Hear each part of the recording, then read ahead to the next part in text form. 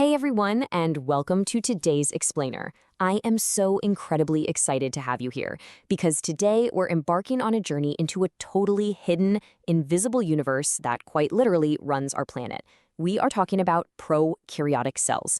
We're going to examine their anatomy, wrap our heads around their scale, and really uncover the microscopic world that exists right under our noses, and sometimes entirely inside our noses. So grab your virtual notebooks, get comfortable, and let's decode the foundational building blocks of life. Here is our agenda for today. The two types of cells, anatomy of a prokaryote, the role of microbiologists, and finally, the physics of cell size. Let's get right into it. Section 1. The two types of cells, prokaryotes versus eukaryotes.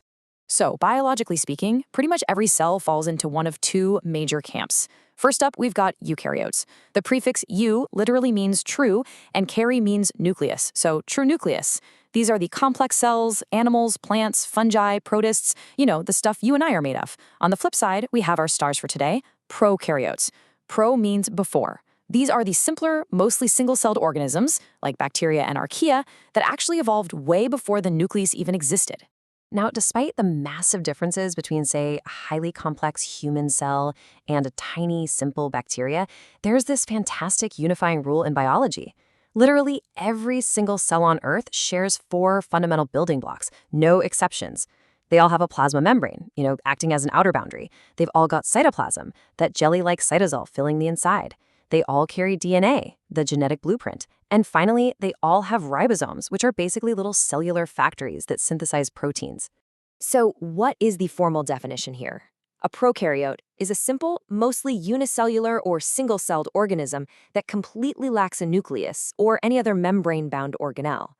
That missing protected internal vault for their DNA, that is the absolute defining characteristic of the prokaryotes we're looking at today. Moving right along to Section 2, Anatomy of a Prokaryote, inside the cell.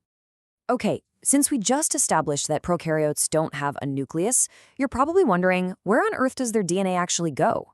Well, rather than being locked up in a nice, neat protective membrane, the chromosomal DNA basically just hangs out directly in the central region of the cell. Biologists call this central, completely uncontained area the nucleoid. But wait, beyond the nucleoid, prokaryotes are packing some seriously incredible specialized equipment. Most of them have this really thick peptidoglycan cell wall for protection and keeping their shape, and many also sport a polysaccharide capsule.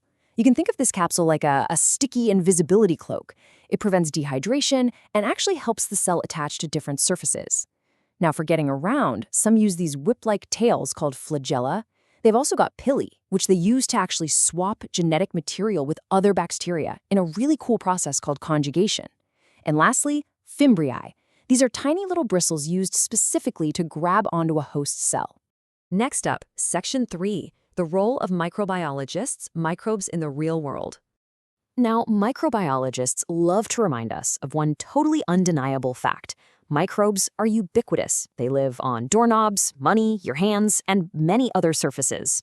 Honestly, this is exactly why the single most effective thing you can do to prevent contagious illness is just wash your hands, because these little guys are literally everywhere. Let's walk through a contagion chain that is probably a little too relatable for all of us. Okay, so picture this. A person sneezes into their hand. Gross, but it happens. Next, they touch a doorknob. Then, a few minutes later, you walk up and grab that exact same doorknob. Finally, you absent-mindedly rub your eyes or touch your mouth. Boom. Remember those fimbriae and sticky capsules we just talked about? Yeah, they just help those germs hitch a ride from that sneeze straight into your system. But hey, it is absolutely not all doom and gloom. Actually, a massive part of a microbiologist's job is harnessing the good guys. Because contrary to popular belief, not all microbes cause disease. Most are incredibly beneficial. We've got strains of E. coli in our gut that help break down fiber, while other gut microbes synthesize vital vitamin K for us. We use yeast to ferment beer and wine, specific bacteria to make yogurt. Oh, and environmental microbiologists even use specially selected or genetically engineered microbes to literally eat up soil pollutants and clean up hazardous waste. It's a process called bioremediation, and it's practically a superpower. All right, our final section for today, the physics of cell size, why cells must be small. So prokaryotes are staggeringly tiny. We're talking anywhere from just zero point 0.1 to 5.0 micrometers in diameter. To put that completely wild scale into perspective, eukaryotic cells are roughly 10 to 100 times bigger.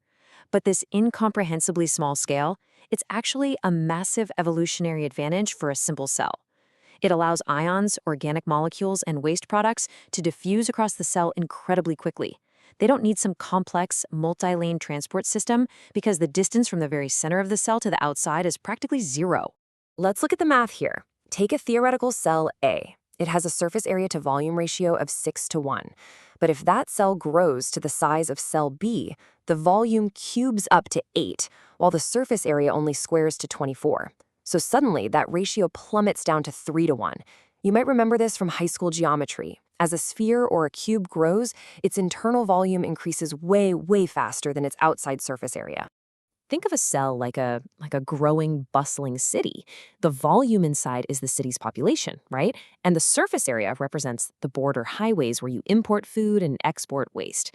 Well, if the city's population explodes but you don't build enough border highways to keep up, the whole infrastructure just collapses. It's the exact same thing with a cell. If it gets too large, the outer plasma membrane simply won't have enough surface area to diffuse nutrients in and pump waste out fast enough to support that huge internal volume.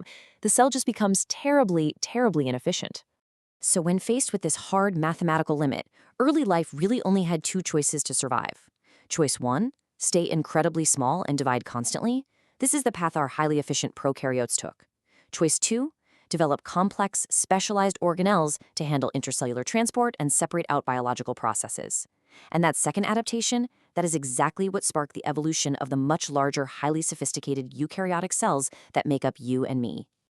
I want to wrap up our explainer today with a thought-provoking question to really test what we've covered.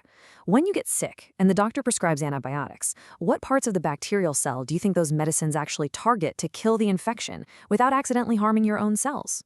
Well, human medicine is incredibly clever. It targets the exact things that make prokaryotes unique. Antibiotics specifically attack that peptoglycan cell wall, which human cells completely lack, and they disrupt the bacteria's unique replication abilities. They essentially destroy the invader's defenses while leaving our own eukaryotic cells perfectly safe. It's just a beautiful, real-world application of microscopic anatomy. So, next time you have to take an antibiotic, ask yourself, what other invisible battles of scale and biology are playing out inside you right now? Thanks so